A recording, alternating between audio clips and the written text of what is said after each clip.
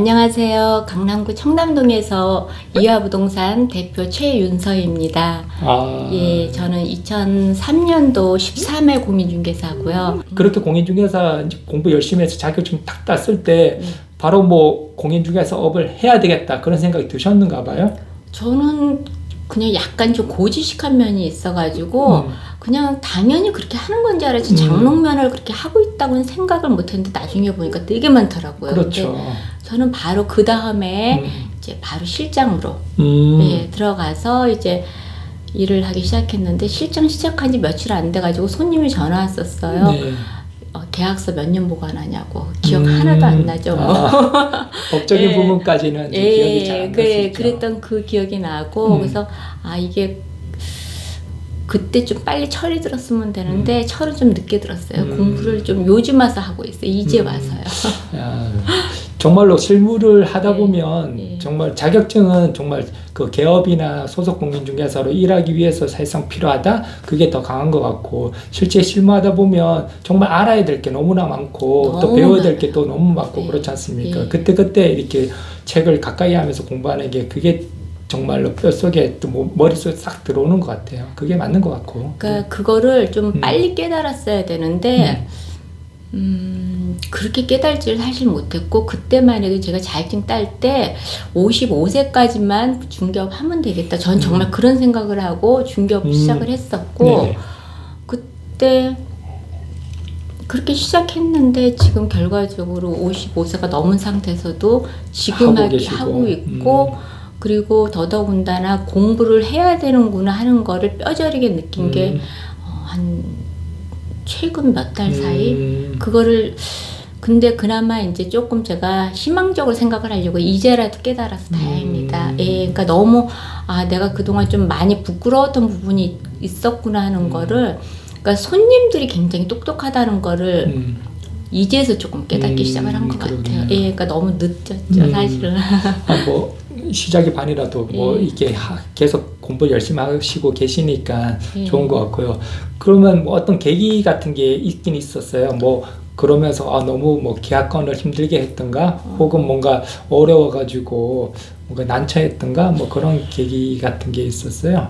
그런 거는 없었어요. 저는 이제 감사하게 큰 사고 없이 사실은 편안하게 중개업을 한 편이에요. 그랬는데 제가 이제 블로그라는 거를 작년 8월부터 시작을 했어요. 네. 근데 그것도 저는 왜 하는지 모르고 그냥 8월 달에쯤에 저희가 그 허위 매물 뭐 이런 얘기 있었잖아요. 근데 저는 이제 그땐 강동구에서 중개업을 하고 있었을 텐데 강동구는 나홀라 아파트들이 좀 많이 있어요. 네. 그러니까 큰 단지 내에 있는 네. 그런 제가 부동산이 아니라 나홀라 아파트 그 중에 하나에 거기서 거기서 하고 있었는데 그러다 보니까 물건이 없잖아요. 네. 그러니까 대부분 다른 부동산 사장님의 물건을 갖고 뭐 일을 했었어요. 대신 올려주고 뭐 그렇게 그 했었는데 그게 안 된다는 식의 네. 얘기를 듣고 나니까 굉장히 이게 반찬 상황. 그런 상황이 돼서 이제 그때 뭔가를 해야 될까 그러면 나를 알리기 위해서 네이버라는 걸 이용했을 때 뭘 할 수 있나 그러면서 주변에 이제 조금 친하게 지냈던 사장님이 블로그랑 유튜브를 지나가면서 얘기를 하시더라고요. 그래서 그거를 배우려고 했더니 너무 비싼 거예요. 뭐 몇십만 원에서부터 100만 원이 넘더라고요. 근데 문제는 제가 그걸 배워서 바로 쓸 수 있으면 되는데 제가 굉장한 기계치예요. 그러니까 기계치다 보니까 그 사람들한테 한 번 배워갖고 와서는 할 자신이 없더라고요. 그래서 정말 7월 달서부터 계속 거의 한 달 가까이를 하나씩 배웠어요. 그냥 제가 그냥 혼자 독학? 예, 독학을 했죠. 그렇게 해서 이제 그 블로그를 8월 24일 날 처음 이제 띄운 거예요. 근데 지금은 이제 그 소위 말 타이틀이라 그러나요? 제목, 그 간판 같은 거는 이제 저희 아이가 좀 도와주었고 지금 그렇게 만들어놨는데 지금도 운영하고 계시다는 얘기네요. 예, 지금 이제 블로그랑 이제 유튜브를. 그러면 뭐 온라인 마케팅 관련돼서 또 말씀해 주셨는데 실제 어떻게 효과는 있으신가요? 뭐 전화 콜이나 그런 것들이. 저 생각보다 그렇게 전화가 많이 올 거란 생각은 안 했어요, 사실은요. 그래서 제가 그 미팅 했을 때 그 네. 박태양 네. 그 대표님하고 미팅 잠깐 했었을 때도 얘기를 했는데, 그러니까 물건 올리는 것에 대해서 물건을 올린다는 생각보다는 우리 동네는 이런 게 있습니다 하는 차원으로 올렸어요. 맞습니다. 예, 그래서 네. 뭐 예를 들어서 저희 청담동 바로 옆에 삼성동이 있는데 네. 거기 98번지 가로주택 정비 사업이 있길래 네. 아 저희 동네 이런 게 있습니다. 뭐 지역 그러면서, 변화상 같은 것도 예, 뉴스 그냥 같은 것도. 편안하게 올렸는데 네. 엄청 전화 오늘도 왔었어요. 음. 그래서 아 이제 조금 물건에 대한 책임감을 좀 가져야겠구나. 네. 그러니까 저는 이제 물건을 올리는 것도 중요하지만 저는 네. 이런 게 있습니다고 정보를 들으려고 손님들한테 편안하게 찍고 그냥 말씀을 드렸는데 네. 거기에 대해서 구체적인 걸 손님들이 원하는 거를 네. 아, 최근에 너무 많이 그걸 사실 느꼈었어요. 예. 아, 그러네요. 그럼 사실상 지금 이 일 하시면서 어찌 보면 많이 기분도 좋고 네. 기쁠 때일 수 있겠네요. 왜냐하면 뭐 블로그를 한 1년 정도 네, 이제 네. 운영을 하셨는데 그거에 대한 어떤 성과들을 막 이렇게 볼 수 있는 부분인 거고 그러니까- 특히나 이렇게 고객들이 연락을 막 해오는 상황이지 않습니까? 네, 근데 이제 아직은 제가 이거를 딱 매출하고 100%딱 매출은 못하고 있고, 블로그도 굉장히 블로그 보고 전화합니다. 또 너무 많이. 그래서, 어떤 거 보셨어요? 하고 물어봐야 될 정도로 생각보다 다양하게 이제 손님들이, 그러니까 저는 네이버에 저희 사무실 앞에 있는 물건 같은 걸 못 올리고 있어요. 물건이 지금 있는 부동산 자리가 기존의 부동산 자리가 아니에요. 네. 그러니까 물건이 없잖아요. 그래서 이제 주변에 이제 제가 저한테 전화 와서 하는 물건부터 시작해서 그냥 전 편안하게 그냥 이제 아파트에 대해서도 그냥 올렸어요. 저희 사무실 앞에 있는 뭐 청담 자이 네. 아파트도 올리고 그러면 그냥 청담 자이에 대해서 문의가 오더라고요. 아, 블로그 봤습니다. 네. 그리고 어떤 물건 있나요? 그러니까 굉장히 이게 토지거래 허가구역이라든지 그게 묶여있지 않으면 굉장히 도움은 많이 되겠더라고요. 왜냐면 실질적으로 거래까지도 많이 네. 이어질 수 있는데 네. 지금은 어찌 보면 상담선에서 마무리되는 경우가 많지만 그리고 그래도 네. 손님들 자체가 토지거래 허가구역에 대한 말은 들어봤는데 거기에 입주해야 되는 건지 모르는 분들도 상당히 많으시더라고요. 그래서 거래를 못하는 거죠. 예, 그렇죠. 예. 네.